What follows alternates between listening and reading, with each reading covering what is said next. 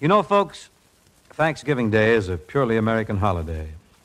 Yet somehow we sometimes fail to appreciate all the things that we collectively have to be thankful for. Today, especially in the wake of a war with demagogues and bigots attempting to set one group of Americans against another, it seems more vital than ever to me that we pause to consider the ideas and the ideals from which our nation has sprung. A few weeks ago in our nation's capital, the most precious documents belonging to the people of the United States were removed from the archives and placed aboard the Freedom Train. This week, the Freedom Train is in Baltimore, Washington, and Charlottesville, Virginia. When it hits your hometown, you ought to go down to the station and get aboard. Look at those words of liberty, those documents of justice, those papers that guarantee equality for all Americans. It'll remind you that we, as Americans, have much to be thankful for. Not only today, but as long as we are free men. Believing this, we would like to bring you tonight a story of a man who turned his back on his heritage.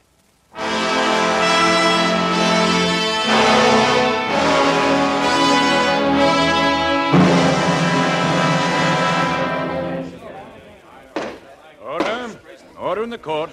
Order in the court. The attorney for the state will kindly continue.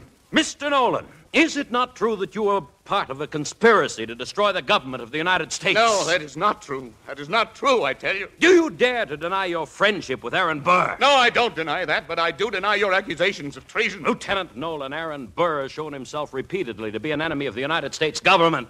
As an American officer, your country's enemies are your enemies. By your association with Aaron Burr, you betrayed the uniform you wear, the flag you follow, the country you profess to serve. That is true, is it not, Lieutenant Nolan? No, it is not true. It is not true. Do you still dare to defend your association with Aaron Burr? I don't think it needs defending. I only talk to the man. You don't think it needs defending? You need say no more, Lieutenant Nolan. I rest my case, Your Honor.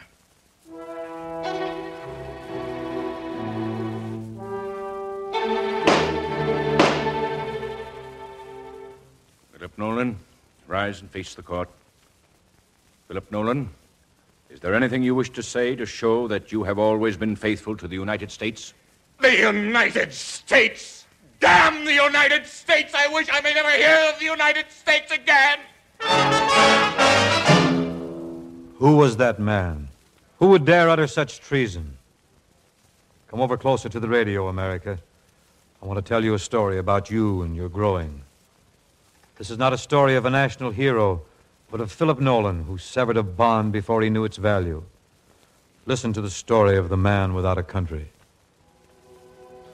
Think back, way back to the 1800s.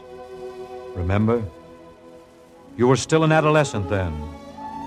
You were proud of being a nation of 17 states. You were beginning to speak grandly of adding Michigan, Indiana, and Mississippi and becoming 20. Zealous old Tom Jefferson was in the White House. And down in the South was a man named Aaron Burr and a man named Philip Nolan. They say now that history has sifted the facts, weighed the evidence, they say Philip Nolan was as fine as any officer in the Western Division. Oh, he was a little more hot-headed than some, a little swifter to anger than others, and a little too quick sometimes about getting his 2 cents of opinion in, but he was not alone in this. There were many dashing young gallants like him, as ready to die for a kiss as a flag. And Philip Nolan might have gone to his final sleep among the vine-covered homes of the dead in Orleans as quietly as any of them, had a star not crossed his path one night. Mr. Nolan, I am Aaron Burr. I am told you are a young man of remarkable promise. I should like to talk with you about your future. Why, thank you, sir. I don't know what to say. Thank you very much. A star comes that way sometimes, sudden, blinding, dazzling. Aaron Burr came as a disguised conqueror. Rumor had it that there was an army behind him and an empire before. But that first day in Orleans, though Philip Nolan wasn't to know it for a long time yet, he became the man without a country. It was only a step from Aaron Burr's side to a trial for treason. The United States versus Philip Nolan. He was bewildered, deeply hurt, embittered. Above all else, he was young. An older man would have checked his anger. A traitor would have been wise enough to hide his feelings, but Philip Nolan was neither a wise man nor a traitor. A moment's silence, and then those words that were to echo forever through his life. I wish I may never hear of the United States again! I wish I may never hear of the United States again. I wish I may never hear of the United States again. I wish I may never hear.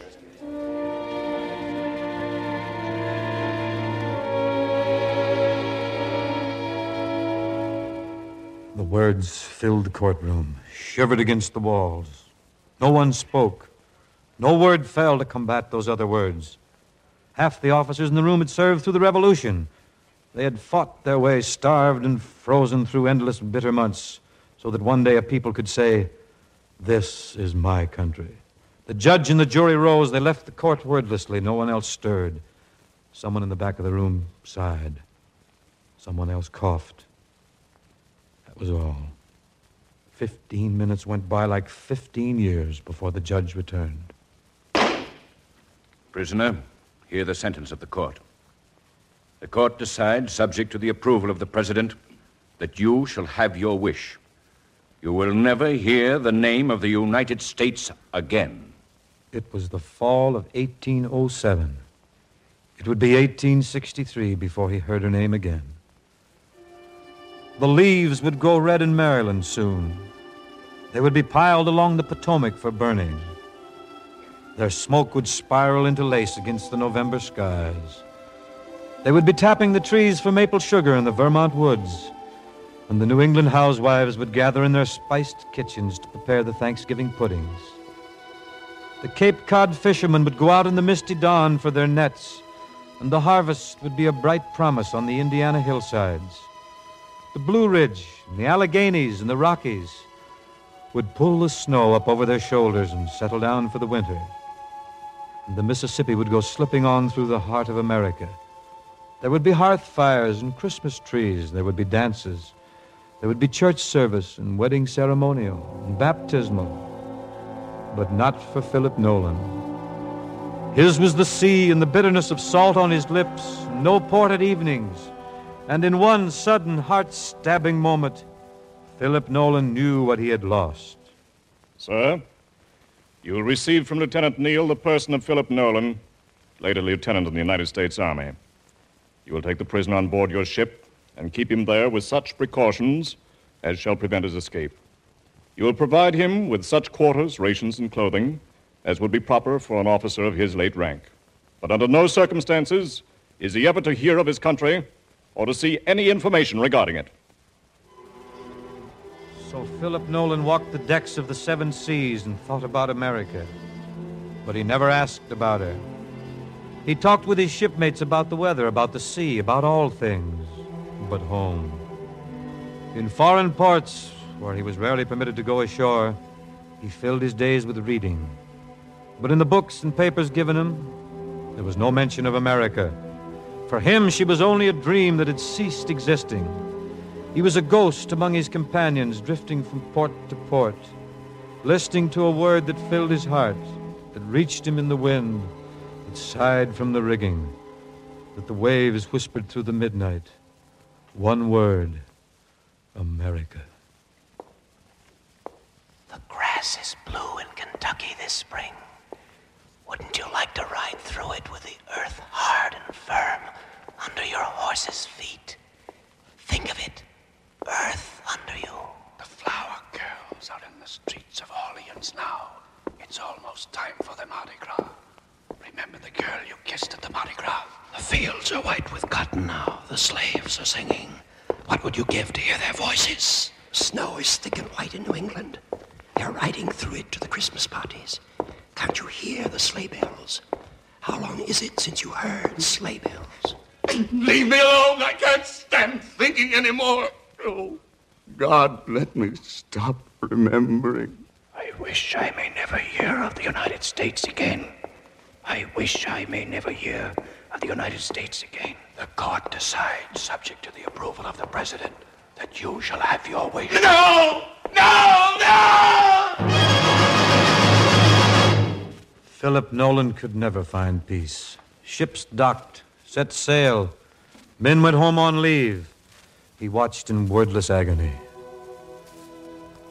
He thought of candlelight on warm, gracious tables, of gardens where a man could crumble the rich soil in his fingers, of linens whipping on clotheslines and the friendly smells of kitchens. He thought of moonlight on hair that was soft as silk to the touch, of eyes liquid in the starlight, of lips velvet smooth and ripe for kissing. He thought of arms open wide to gather in the returning sailor, and one special voice that would say, "Welcome home." He thought of perfume and music and the rustle of silk. He was young, and there was a fierce hunger in him. And then one night in the Mediterranean, some ladies were invited aboard for a ship's ball. All that was young in Philip Nolan died that night, as he stood on deck looking at the girl he had loved a lifetime ago.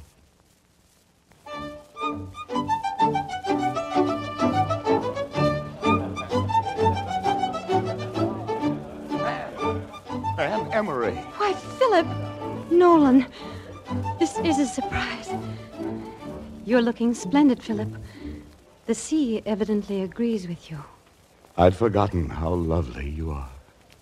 You must have forgotten many things. It's almost impossible to believe, finding you again. I'm on my way home. I've been visiting in France. I tried to see you before I left. They wouldn't let me see anyone. I understand. I was very busy at the time, anyhow. I was married soon after you left. Married? Yes, of course. Hadn't you heard? I have a little boy now. A little boy. You must be very happy. I am, Philip. So strange that we should meet again way out here. I'm a little sorry we did meet. I had forgotten you. It was better that way. I love you very much. I loved you, and I lost you, and everything else I loved in one mad moment. Oh, my dear. I think we should get back to the dances. Yes, of course. Anne, would you tell me just one thing? What do you hear from home? Home? Mr. Nolan? I thought you were the man who never wanted to hear of home again. I beg your pardon. Good night, Anne.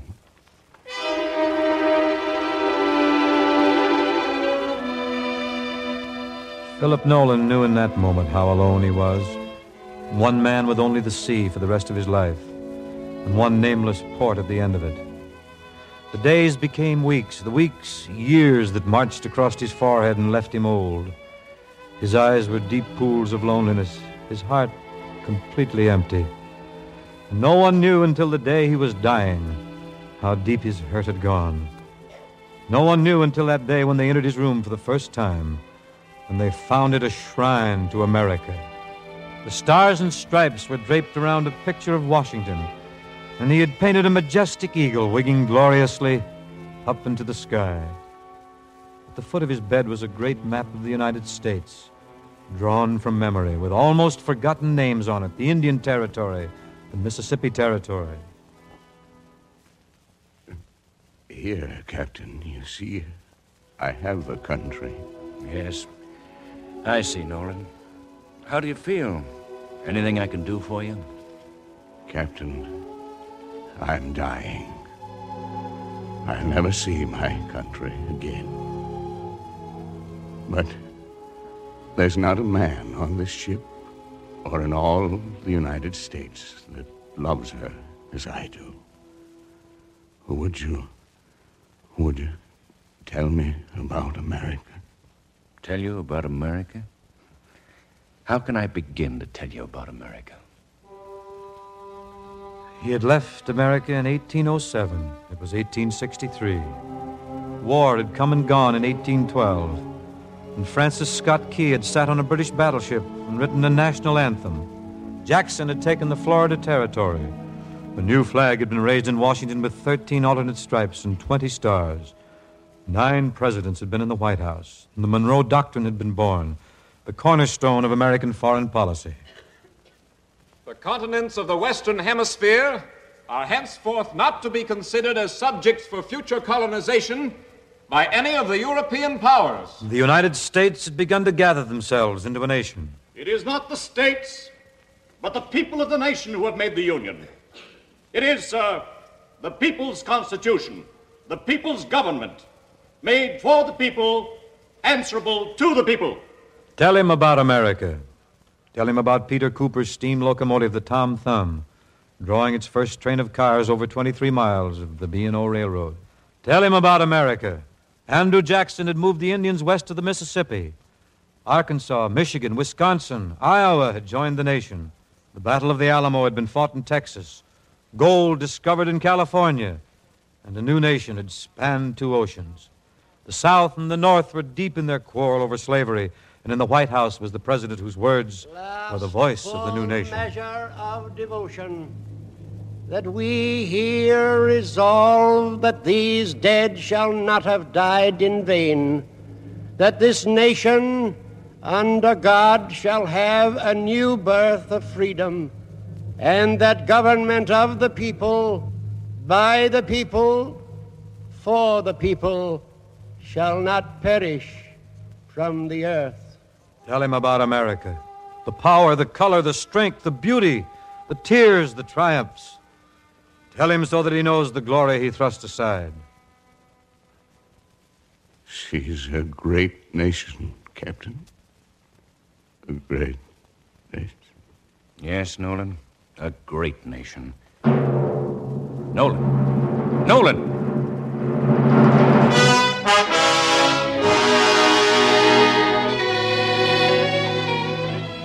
And so his last thought was of his country. Before they lowered him into the sea, they draped the flag of the United States over his coffin.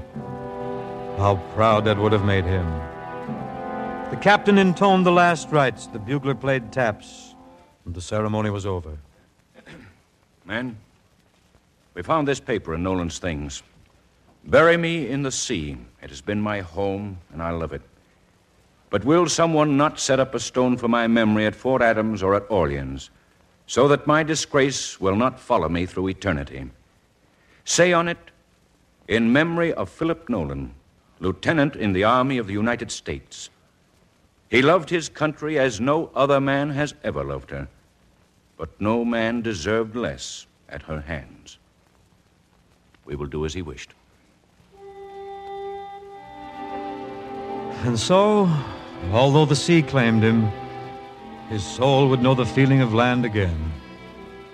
The flowers would be near him, and the trees and the earth of America. He would know the seasons and the pulsing life of the nation. There would be a flag over him and the knowledge of belonging. And thus, the man without a country came home to America.